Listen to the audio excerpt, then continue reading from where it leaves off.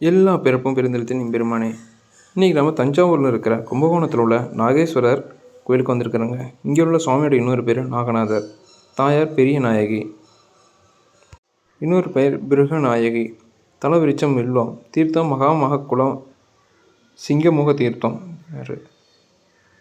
புராண பெயர் திருக்குடந்தை கீழ்கோட்டம். இக்கோயில் அப்பர் திருநாவுக்கரசர் அவரால் பாடல் பெற்றிருக்குது.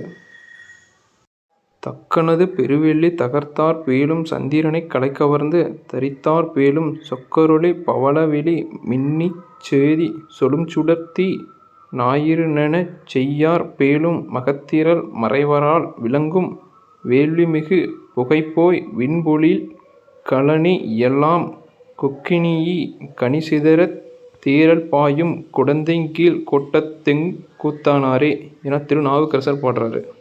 இத்தலத்தோட பெருமை என்னன்னா, 1923 ஆண்டில் இக்கோயில் புதர்மண்டி கிடந்தது.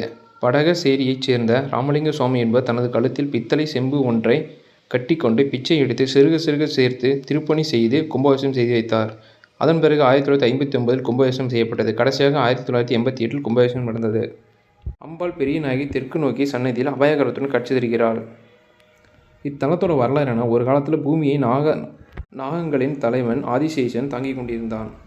மக்கள் செய்த பாவங்களால் அவனால் பூமியை சுமக்க இயலவில்லை. உடல் சோர்வு ஏற்பட்டது. எனவே திருக்காயிலாயம் சென்று சிவபெருமானை வேண்டினான். உலகை தாங்குவதற்குரிய தீயை தரும்படி அவரிடம் கேட்டுக்கொண்டான். ஆதிசேஷனும் முறையீட்டுக்கு மனம் இறங்கிய சிவபெருமான் எவ்வளவு காலமானாலும் ஒரே ஒரு தலையினால் இந்த உலக தாங்கும் தீயை தருவதாக உறுதியளித்தார். பரிபூரண தீ பெற்ற ஆதிசேஷன் பிரளய காலத்தில் அமுத கும்பத்தின் வில்வம் விழுந்த இடமான கும்பகோணம் ஒரு பகுதிக்கு வந்தான். அங்கு லிங்கம் பிரதிஷ்டை செய்து பூஜித்தான். நாகராஜர் பூஜித்ததால் இறைவனுக்கு நாகேஸ்வரர் என்ற பெயர் ஏற்பட்டது. ஒரு காலத்தில் வெள்ளத்தில் மிதந்து வந்த அமுத கும்பத்தின் உச்சியிலிருந்து வில்வம் தவறி விழுந்தது. அந்த இடம் வில்வமனம் என போற்றப்பட்டது.